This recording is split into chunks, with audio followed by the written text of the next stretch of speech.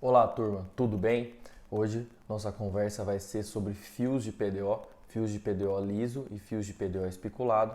Vou passar para vocês um bate-papo, pessoal. O intuito da aula passada, da aula retrasada, eu fiz alguns Times of Anatomy, falando especificamente da relação da anatomia com os preenchedores faciais, toxina botulínica.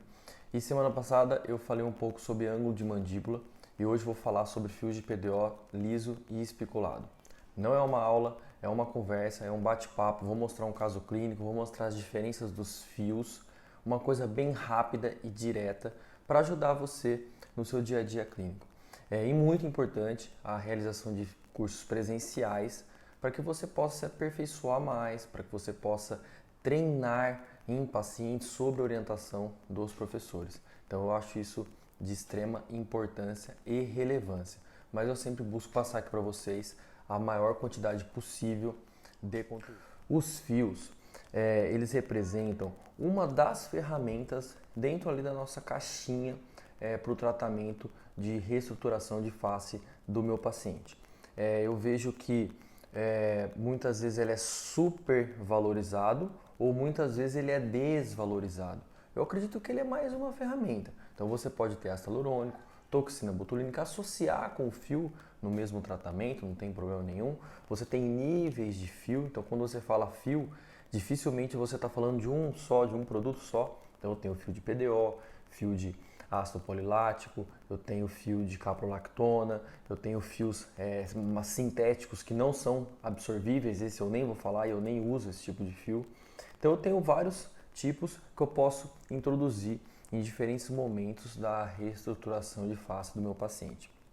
Especificamente aqui agora, a gente vai conversar de fio de PDO apenas, liso e especulado, que eu considero uma alternativa boa, uma alternativa até inicial para o paciente, para o profissional, aliás, muito rentável, porém o profissional tem que entender, o fio de PDO liso, ele tem um grau de estímulo de colágeno que ainda os estudos não avaliaram o quanto isso realmente estimula, e o fio de PDO especulado, você tem um nível de lift, um nível de reposicionamento passageiro, transitório.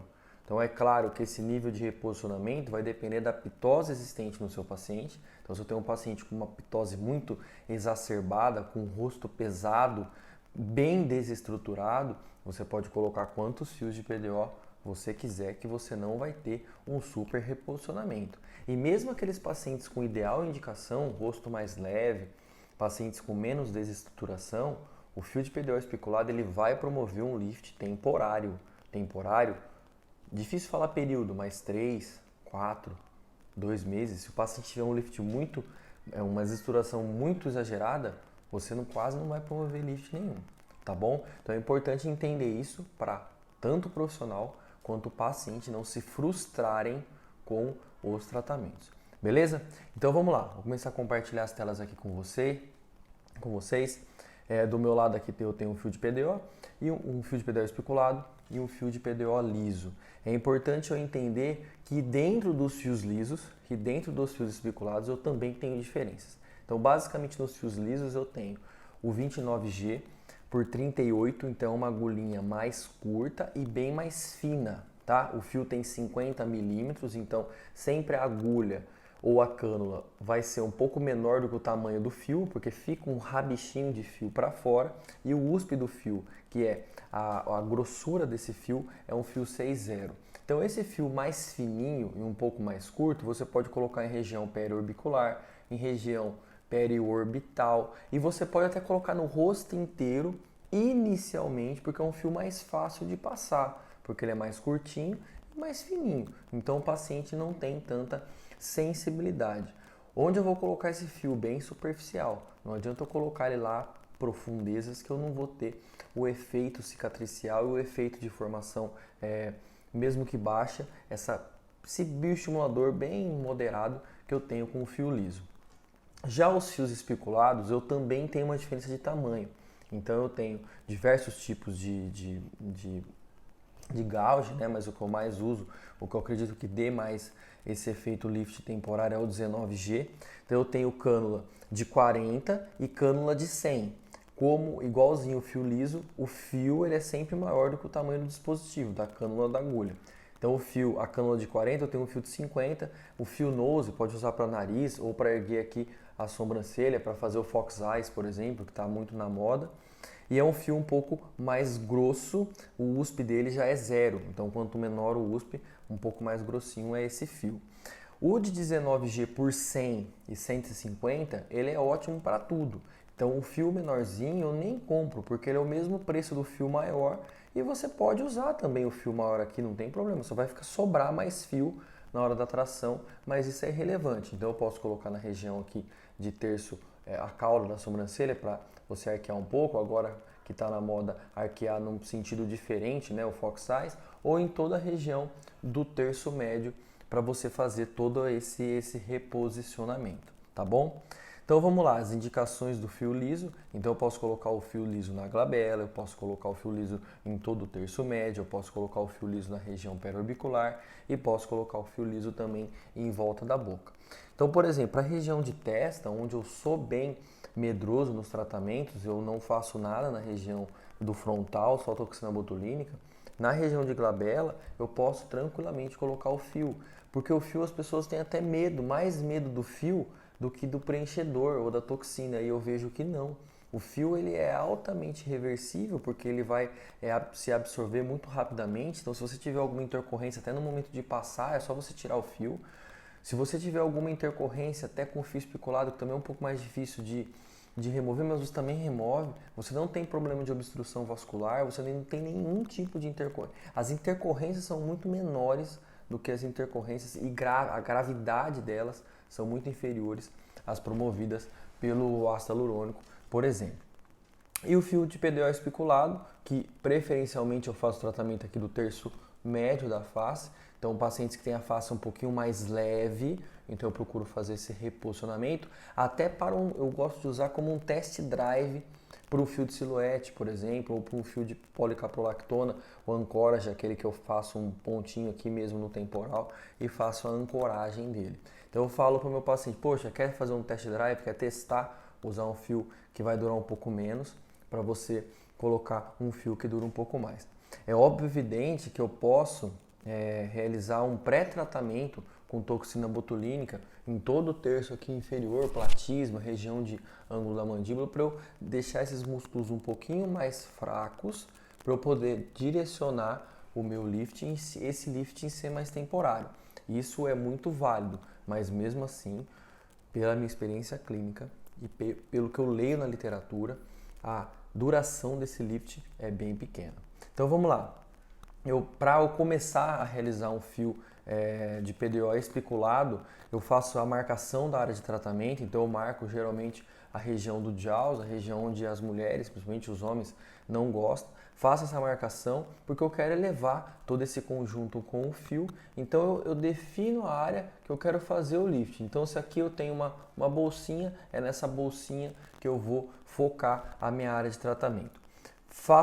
Utilizo o fio para medir, então eu fiz a marcação, pego o fio com a capa da cânula ainda para não contaminar a cânula e coloco ele na posição para eu saber o tamanho dele. Eu posso até pegar uma régua que tenha 100 milímetros, que aí você vai ter exatamente o tamanho aonde você vai poder fazer seu pertuito para você entrar e fazer toda essa tração.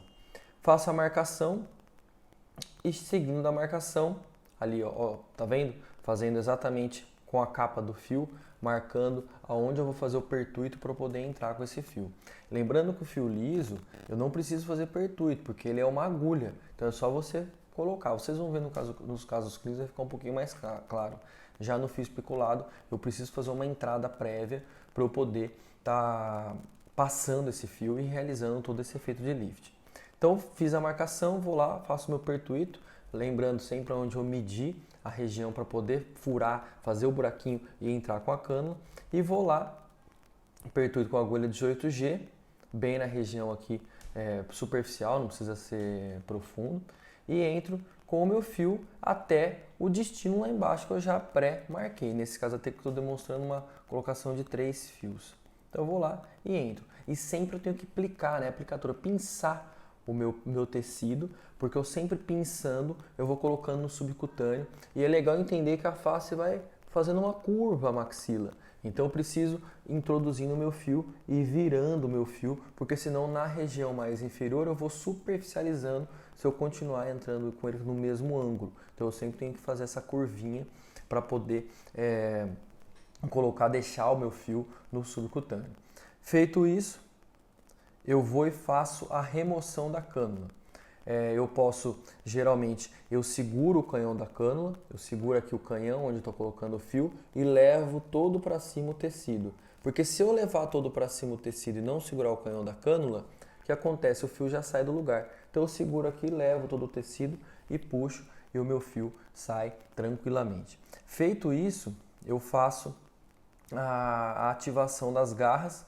Então, como que eu faço a ativação das garras? Como que eu deixo essa garrinha que ela tá para baixo, eu deixo para cima? Eu faço a limpeza de todo o tecido para baixo, porque a garra ela levanta e vai me dar um efeito um pouco maior de lift. Então, ali removendo o fio e aí o fio fica lá dentro.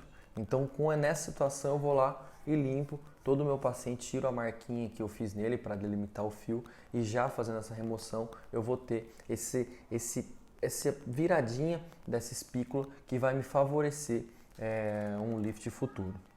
Feito isso, ativo as garras, como eu disse, limpando o fio para baixo.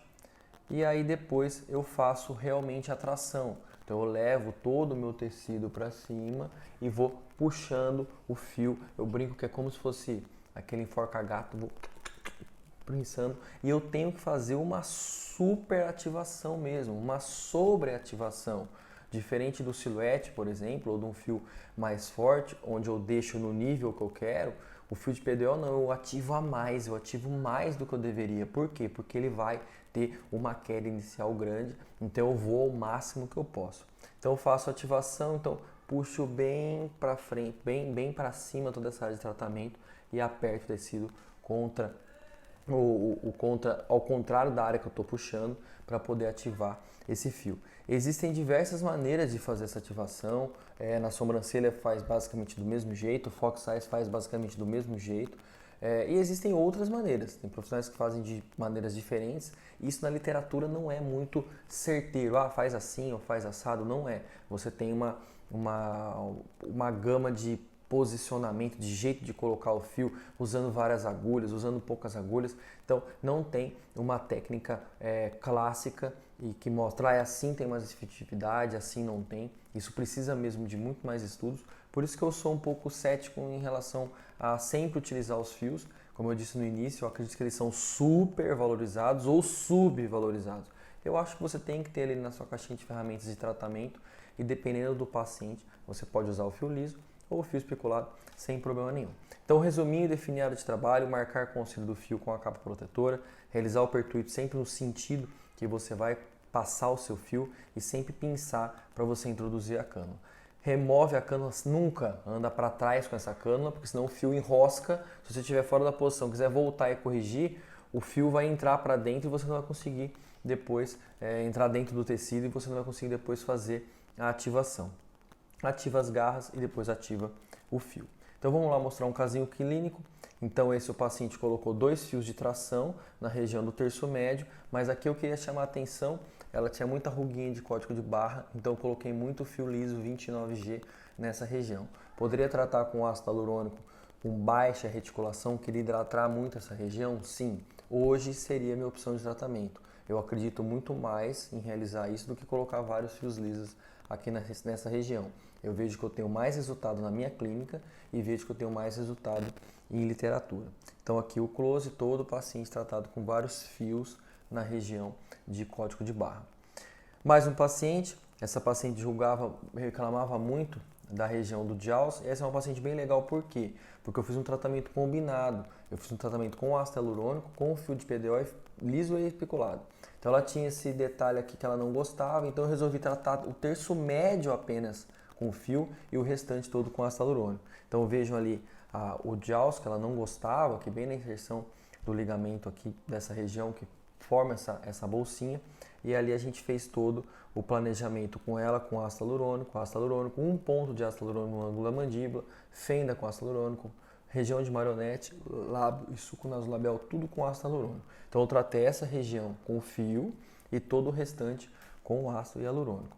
E ali o resultado dela colocada, então eu coloquei bastante fio liso, por quê? Porque como eu já iria colocar o fio especulado, eu coloquei 4 fios especulados, eu já coloquei o fio liso junto para você levar toda essa malha em conjunto na tração, eu ia favorecer o meu efeito de lift. Então o resultado imediato dela, olha a diferença da região da mandíbula da bolsinha de gravidade. Então você melhorou isso instantaneamente. Esse resultado vai ficar por muito tempo? Não, mesmo que ela tenha bastante fios. Mas isso vai ter um estímulo de colágeno com certeza, porque você fez toda uma agressão ali ao tecido, vai ter uma inflamação, vai formar colágeno com certeza absoluta, e ela pode futuramente realizar um outro tipo de fio, um fio que vai durar um pouco mais, ou só retox com ácido hialurônico mesmo. Pessoal, essas são todas as referências que eu usei para... Eu escrevi um artigo até inclusive sobre fios já, eu vou publicar. Essas são as referências que estão no artigo e as referências que eu usei para falar com vocês sobre fios agora. E lembrando, é sempre um bate-papo mostrando as possibilidades de um tratamento específico. Já falei de ângulo de mandíbula, já falei de muita coisa, região de terço médio, enfim. E vai mais esse bate-papo, não vou chamar mais de aula, é um bate-papo, passando o máximo de informações para vocês. Se vocês não conseguirem copiar alguma referência dessa, me mandem em direct, eu mando para vocês e vocês vão lá no Google e procuram um artigo que é super fácil hoje conseguir qualquer artigo que a gente queira, porque estudar nunca é demais. Beleza, pessoal? Segue aí, então mais uma conversinha hoje sobre fios de PDO e lembrem que eu falei no começo, tem que fazer curso presencial, não tem jeito, eu sou super a favor do Instagram, dos grupos no Telegram, dos listas de e-mail que eu mando conteúdo para vocês. Vou continuar fazendo um monte de conteúdo aqui, o máximo possível até onde eu sei, mas o curso presencial, ele é de extrema importância. Beleza, pessoal? Um abraço!